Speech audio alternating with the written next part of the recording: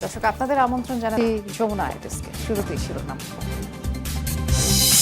لبيك اللهم لبيك لبيك لا شريك لك لبيك। হজের মূল আনুষ্ঠানিকতা শুরু। দিনভর মিনা ইবাদত বন্দেগীতে মশগুল থাকবেন মুসল্লিরা।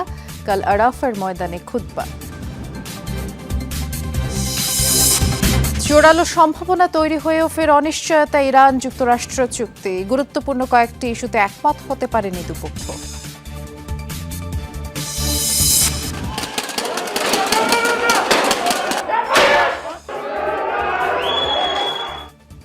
বিরোধী দল ও পুলিশের সংঘর্ষ ঘিরে রণক্ষেত্র তুরস্ক। রাষ্ট্রীয় শক্তির অপব্যবহারের অভিযোগ প্রেসিডেন্ট এরদোয়ানের বিরুদ্ধে।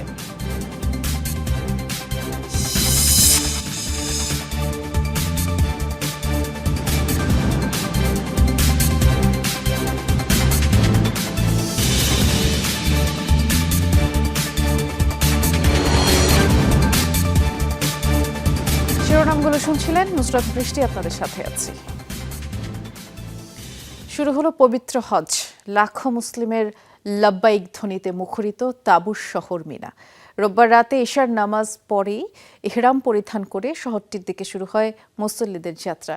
আজ 5 ওয়াক্ত নামাজ আদায়ের পাশাপাশি মিনায় রাত্রি যাপন করবেন হজ যাত্রীরা। সোমবার হজের মূল আনুষ্ঠানিকতা পালনে আরাফার ময়দানে উপস্থিত হবেন তারা। পরদিন আল্লাহর সন্তুষ্টি লাভের আশায় পশু কুরবানি করবেন। لبيك اللهم لبيك لبيك لا شريك لك لبيك। বছর ঘুরে ফের তাকবীরে মুখরিত আল্লাহর ঘর বাইতুল্লাহ। মুসলিমদের সবচেয়ে বড় ধর্মীয় জমায়েত ইসলাম ধর্মের অন্যতম স্তম্ভ হজ পালনে হাজির লাখ লাখ মুসল্লি। لبيك اللهم لبيك لبيك لا شريك لك لبيك। বিশ্বের বিভিন্ন প্রান্ত থেকে পবিত্র কাবা শরীফ তাওয়াফ করতে ছুটে এসেছেন মুসল্লিরা।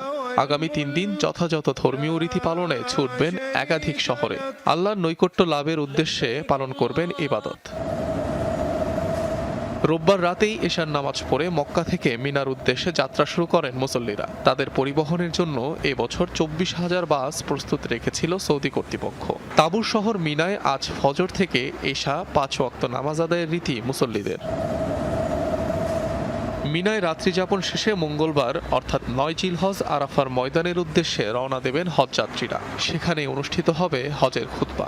এবছর হজের খুতবা দেবেন মসজিদুল হারামের ইমাম ও খতিব শায়খ আলী আল হুতাইফি। সেখানে একসাথে জোহর আসরের নামাজ আদায় করবেন মুসল্লিরা। মুজদালিফায় রাত্রি যাপনের পরদিন 10 জিলহজ বুধবার জামারায় শয়তানকে পাথর নিক্ষেপ করবেন হাজিরা। এরপরই মহান আল্লাহ সন্তুষ্টি লাভের আশায় করবেন পশু কোরবানি। কমপক্ষে 16 লাখ মুসলিম অংশ নিচ্ছেন এবারের পবিত্র হজে। অনিক রহমান, যমুনা নিউজ। হজকে কেন্দ্র করে মক্কা মদিনা সহ পবিত্র ধর্মীয় স্থাপনাগুলোর আশপাশে শক্তিশালী আকাশ প্রতিরক্ষা ব্যবস্থা মোতায়েন করেছে সৌদি আরব। ইরান যুদ্ধের জেরে তৈরি হওয়া হামলার সংখ্যায় এবার বাড়তি নিরাপত্তা ব্যবস্থা নেওয়া হয়েছে। এয়ার ডিফেন্স ছাড়াও বসানো হয়েছে রাডার, আকাশযান বিধ্বংসী বিভিন্ন সিস্টেম।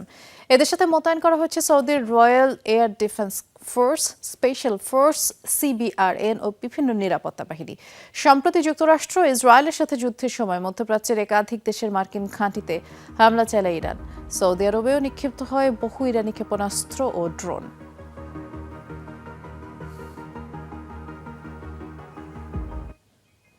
সৌদি আরবে হজের মৌসুমে ধর্মীয় আবহের মাঝেও আলোচনায় মূল্যস্ফীতি, যুদ্ধ পরিস্থিতি, সরবরাহ সংকট আর বৈশ্বিক অর্থনৈতিক চাপ সব মিলিয়ে কয়েক গুণ দাম বেড়েছে পণ্যের। আর তাই মক্কার বাজারে ভিড় থাকলেও হিসাব কষিয়েই খরচ করতে হচ্ছে হজযাত্রীদের। অতিথি ক্রেতাদের ক্রয় ক্ষমতা কমে যাওয়া এবছর তুলনামূলক কম বিক্রিবাট্টা। হজ মৌসুমে মক্কায় কেনাকাটায় ব্যস্ত মুসল্লিরা। গ্র্যান্ড মসজিদের আশপাশে বাজার এলাকা ঘুরে দেখছেন বিভিন্ন দেশ থেকে আগতরা। চাহিদার শীর্ষে খেজুর, আতর, জায়নামাজ, স্বর্ণ বা রূপার অলংকার। ভিড় চোখে পড়ার মতো, কিন্তু আগের মতো স্বাচ্ছন্দ্যে কেনাকাটা করতে পারছেন না। বৈশ্বিক অর্থনৈতিক অস্থিরতার আঁচ লেগেছে মক্কার বাজারেও। যুদ্ধ পরিস্থিতি ও হরমুজ প্রণালী ঘিরে অচল অবস্থার প্রভাব পড়েছে সরবরাহ ব্যবস্থায়, বেড়েছে পরিবহন ব্যয়। ইসলামের পবিত্রতম স্থানের আশপাশের বাজারগুলোতেও বেড়ে গেছে পণ্যমূল্য।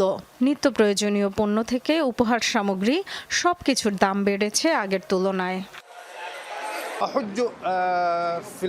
গত বছরও আমি হজ পালন করেছি, কিন্তু এবছর দাম দরের ক্ষেত্রে অনেক পার্থক্য দেখছি, বিশেষ করে হরমুজ প্রণালী বন্ধ থাকার কারণে। মূল্য বৃদ্ধির প্রভাব শুধু এখানে নয়, পুরো বিশ্বেই পড়েছে। কিছু উপহারের জিনিস কিনতে বের হয়েছিলাম, কিন্তু দাম আমার চিন্তার বাইরে। আগে এখানে জিনিসপত্র কিনলে দাম কিছুটা কম ছিল, এমনকি স্বর্ণ, রূপা আর আতরের দামও আগের তুলনায় অনেক বেশি মনে হয়েছে। বিক্রেতারা বলছেন দাম বাড়ার কারণে ক্রয় ক্ষমতা কমে গেছে ক্রেতাদের, তাই প্রতি হজ মৌসুমের মতো বেচা বিক্রি নেই এবার। সত্যি বলতে এবার রূপার চাহিদা খুবই কম, কারণ দাম বেড়েছে, আগের মতো আর নেই। সৌদি আরবে চলতি বছর এ পর্যন্ত গড় মূল্যস্ফীতির হার 1.8%, যা বছর শেষে দাঁড়াতে পারে 2.2% পর্যন্ত। Dorothy Tasrin, Jamuna news. আবারও কথা পাল্টালেন ডোনাল্ড ট্রাম্প। যুক্তরাষ্ট্র ইরান চুক্তির জোরালো সম্ভাবনার আশা জাগিয়েও পিছু হটলেন অবস্থান থেকে, জানালেন এখনও চূড়ান্ত সমঝোতা হয়নি। গুরুত্বপূর্ণ কয়েকটি ইস্যুতে একমত হতে পারেনি দুপক্ষ, নিশ্চিত করেছে ইরানও, যদিও আলোচনা এখনও চলমান বলে জানিয়েছে ওয়াশিংটন ও তেহরান। যুক্তরাষ্ট্র ইরান দুপক্ষই শুনিয়েছিল আশার বাণী। রোববার রাতে প্রাথমিক একটি চুক্তি হবে ছিল এমন জোরালো সম্ভাবনা। ট্রুথ সোশ্যালে একের পর এক পোস্টে ডোনাল্ড ট্রাম্প নিজেই জানিয়েছিলেন এ তথ্য। আরও একবার নিজের কথার বরখেলাপ করলেন মার্কিন প্রেসিডেন্ট। জানালেন সিদ্ধান্ত নিতে মার্কিন আলোচকদের তাড়াহুড়ো না করার নির্দেশ দিয়েছেন তিনি। চুক্তি স্বাক্ষর ও অনুমোদন না হওয়া পর্যন্ত তেহরানের উপর অবরোধ বহাল থাকবে বলেও জানান। এই ইস্যুতে সতর্ক অবস্থানে হোয়াইট হাউস কর্মকর্তারা। চুক্তির খসড়া চূড়ান্ত হতে আরও কয়েকদিন সময় লাগতে পারে বলে জানিয়েছেন তারা, তবে আলোচনা চলছে বলেও নিশ্চিত করেছেন। ভারত সফররত মার্কিন পররাষ্ট্রমন্ত্রী মার্কো রুবিও বলেন, আজে বাজে কোনো চুক্তি করবেন না ট্রাম্প। আমরা একটি ভালো চুক্তি করব অথবা বিকল্প ভাবব, আমরা এখনো কাজ করছি। গত রাতে কোনো সংবাদ মিলবে ভেবেছিলাম। যেমনটা প্রেসিডেন্ট বলেছেন, তিনি তাড়াহুড়ো চান না, আজে বাজে কোনো চুক্তি করবেন না, কূটনীতির সব সুযোগ কাজে লাগাতে চাই। ইরানও নিশ্চিত করেছে চূড়ান্ত সমঝোতা হয়নি। কয়েকটি গুরুত্বপূর্ণ ধারা নিয়ে দুই পক্ষের মধ্যে মতবিরোধ রয়ে গেছে। দেশের মর্যাদার সাথে আপোষ করবেন না আবারও বললেন প্রেসিডেন্ট মাসুদ পেজেশকিয়ান। মধ্যপ্রাচ্যে অস্থিরতার জন্য ইসরায়েলকে দায়ী করেন তিনি।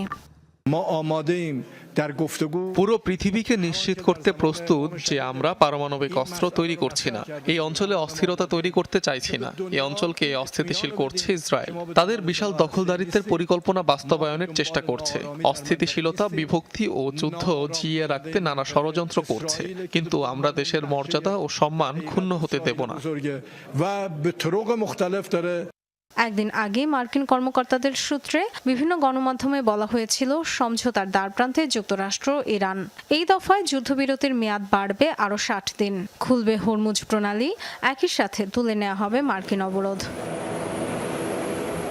পাকিস্তানের মধ্যস্থতায় যুক্তরাষ্ট্র ইরান পরোক্ষ আলোচনা চললেও ওয়াশিংটনের প্রতি এখনও গভীর সন্দেহ রয়েছে তেহরানের।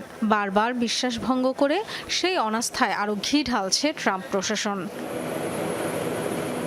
Dorothy Tasrin, Jamuna news.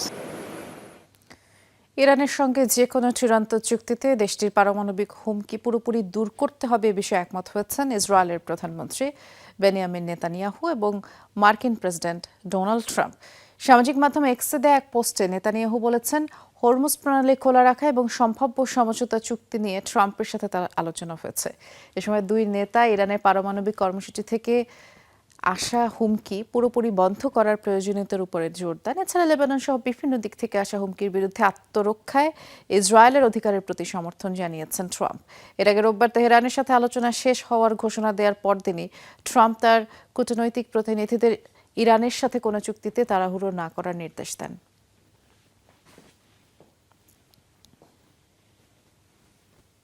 Israeli আগ্রাসনে এখনও উত্তপ্ত দক্ষিণ লেবানন। হামলা চলাকালে এক ইসরায়েলি সেনা নিহত হয়েছে বলে জানিয়েছে আইডিএফ।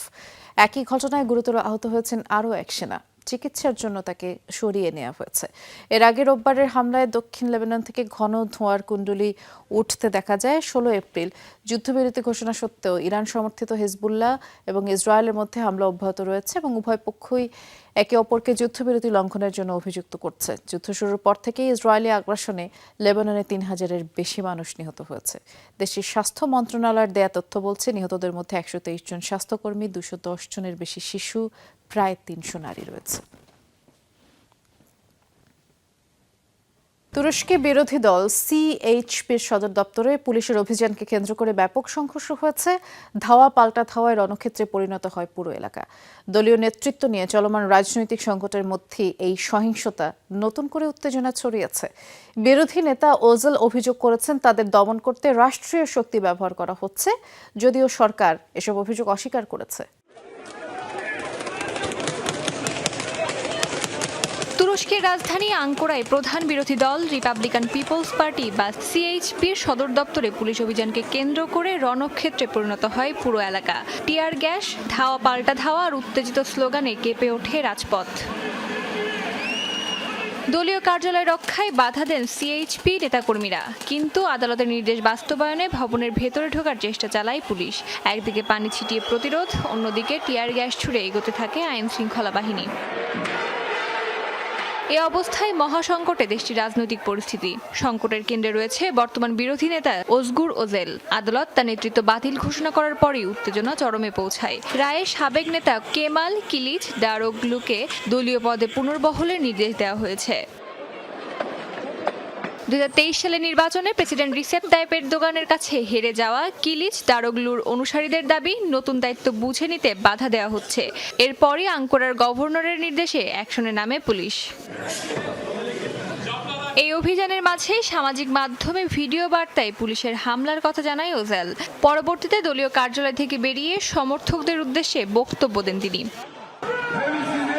তারা আমাদের উৎখাত করতে চেয়েছে, কিন্তু আমরা থামবো না। আমাদের এই লড়াই গণতন্ত্রের লড়াই। বক্তব্য শেষে শত শত সমর্থককে নিয়ে পার্লামেন্ট অভিমুখে মিছিল শুরু করেন ওজেল। রাজপথে তখন স্লোগান, এরদোগান সরকারের বিদায় এবং আন্দোলন আরও জোরদার করার ডাকে।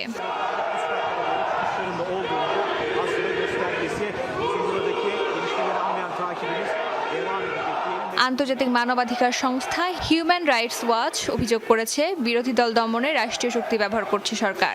অন্যদিকে 2 দশকের বেশি সময় ধরে ক্ষমতায় থাকা এরদোগানের বিরুদ্ধে বিরোধীদের অভিযোগ, একে একে কোণঠাসা করা হচ্ছে রাজনৈতিক প্রতিদ্বন্দ্বীদের। অস্মিতা বিশ্বাস, যমুনা নিউজ। স্ত্রীকে নিয়ে তাজমহল পরিদর্শন করেছেন মার্কিন পররাষ্ট্রমন্ত্রী মার্কো রুবিও। সোমবার দক্ষিণ এশিয়া ও ভারত সফরের অংশ হিসেবে সেখানে যান তিনি। 1700 শতকের মুঘল স্থাপত্যের এই নিদর্শনের সামনে দাঁড়িয়ে স্ত্রী জ্যানেট রুবিওর সাথে ছবিও তুলেন তিনি। পেছনে যে ছবিটি দেখতে পাচ্ছেন। এর আগে শনিবার ভারত সফরে পৌঁছান মার্কো রুবিও। প্রেসিডেন্ট ট্রাম্পের শুল্ক নীতি এবং পাকিস্তান ও চীনের সাথে যুক্তরাষ্ট্রের বাড়তি যোগাযোগে কিছুটা চাপের মুখে পড়া ভারত যুক্তরাষ্ট্র সম্পর্ক আরও জোরদার করতেই এই সফর করছেন তিনি। পররাষ্ট্রমন্ত্রী হিসেবে এটি রুবিওর প্রথম ভারত সফর। 4 দিনের সফরে তিনি কলকাতা, আগ্রা, জয়পুর, নয়াদিল্লি সফর করবেন। এ সময় বাণিজ্য, জ্বালানি, প্রতিরক্ষা সহযোগিতা নিয়ে আলোচনা হওয়ার কথা রয়েছে।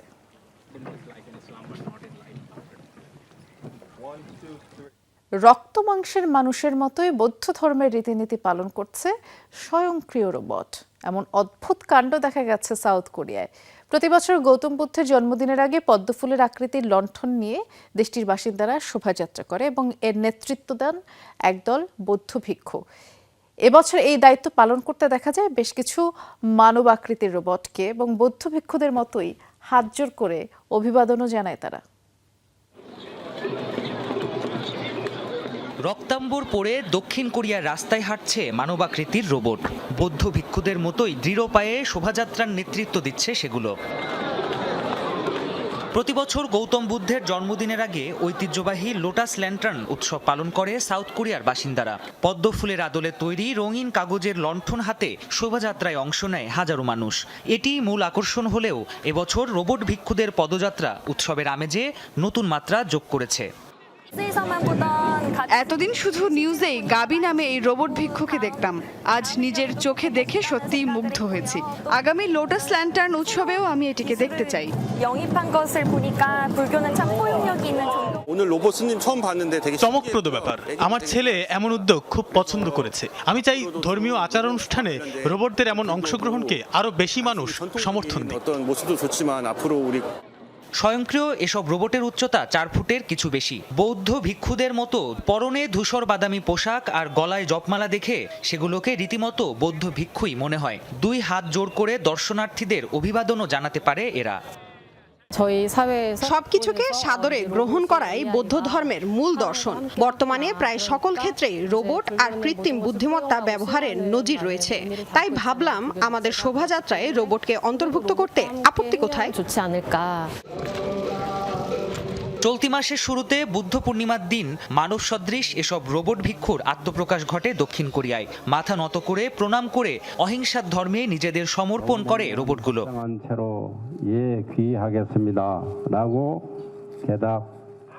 প্রাণপ্রতিম কুণ্ডু, যমুনা নিউজ। কঙ্গোতে ইবোলা ভাইরাসে আক্রান্তের সংখ্যা 101 ছাড়িয়েছে। একই সাথে 900 জনেরও বেশি সন্দেহভাজন ইবোলা রোগী শনাক্ত হয়েছে। বিশ্ব স্বাস্থ্য সংস্থার মহাপরিচালক রোববার সামাজিক যোগাযোগ মাধ্যমে এই তথ্য জানিয়েছেন। ডিআরসি সরকার শনিবার ঘোষণা করে যে ইবোলার প্রাদুর্ভাবের নতুন ঢেউ দেশটিতে আরও আতঙ্ক ছড়িয়েছে এবং সংক্রমক প্রতিরোধে পূর্ব ডিআরসির ইতুরি প্রদেশের রাজধানী বুনিয়াতে সমস্ত যাত্রীবাহী ফ্লাইট স্থগিত করা হয়েছে। এখানে ইবোলা সবচেয়ে বেশি ছড়িয়েছে। এর আগে শুক্রবার ডিআরসিতে চলমান ইবোলা প্রাদুর্ভাবের জনস্বাস্থ্য ঝুঁকির মাত্রা উচ্চ থেকে অত্যন্ত উচ্চতে উন্নীত করেছে, তবে বিশ্বব্যাপী ঝুঁকি নিম্ন রয়েছে। রাশিয়ার সীমান্তের কাছ দিয়ে উড়ে যাওয়ার সময় সাইবার হামলার শিকার হলো ব্রিটিশ প্রতিরক্ষা সচিবকে বহনকারী বিমান। বৃহস্পতিবার এস্তোনিয়া থেকে যুক্তরাজ্য ফেরত যাওয়ার সময় এমন ঘটনার সম্মুখীন হন ডিফেন্স সেক্রেটারি জন হিলি, যা এবারই প্রথম। 3 ঘণ্টাব্যাপী ফ্লাইটের রুশ সীমান্তবর্তী এলাকার উপর দিয়ে যাওয়ার সময় অচল হয়ে যায় জন হিলির আকাশযানের জিপিএস। বলা হচ্ছে লাইভ ট্র্যাকিং ওয়েবসাইটে দেখা যাচ্ছিল জন হিলির বিমানের ফ্লাইট পথ এবং সিগন্যাল জ্যামিংয়ের এই ঘটনার পেছনে দায়ী করা হচ্ছে রাশিয়াকে। কদিন আগেই কৃষ্ণ সাগরে রুটিন টহলের সময় রাশিয়ার 2 যুদ্ধ বিমানের মুখোমুখি হয়েছিল এক ব্রিটিশ নজরদারি বিমান। 2টি রুশ সুখোই 35 যুদ্ধ বিমান যুক্তরাজ্যের আকাশযানটির খুব কাছাকাছি এসে পড়ে বলে দাবি করা হয়।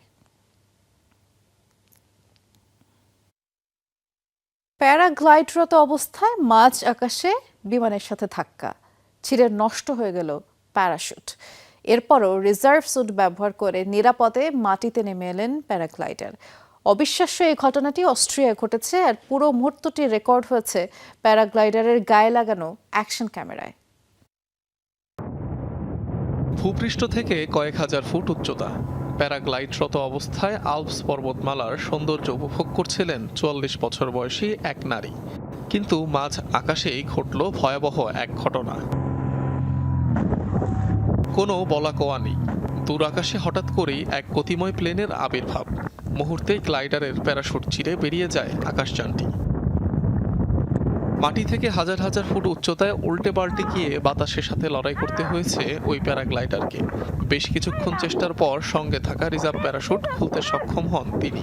নিরাপদে মাটিতে অবতরণও করেন। পরে হেলিকপ্টার দিয়ে জরুরি ভিত্তিতে উদ্ধার করা হয় তাকে। শনিবার অস্ট্রিয়ার সলসবার্গ অঞ্চলের পিজেনডর্ফে হয় এই ঘটনা। কর্তৃপক্ষ জানিয়েছে বিমানের পাইলট চেষ্টা সত্ত্বেও সংঘর্ষ এড়িয়ে যেতে পারেননি। অনিক রহমান, যমুনা নিউজ। এই ছিল যমুনা ডেস্কের আয়োজনে। সাথে থাকার জন্য ধন্যবাদ সবাইকে।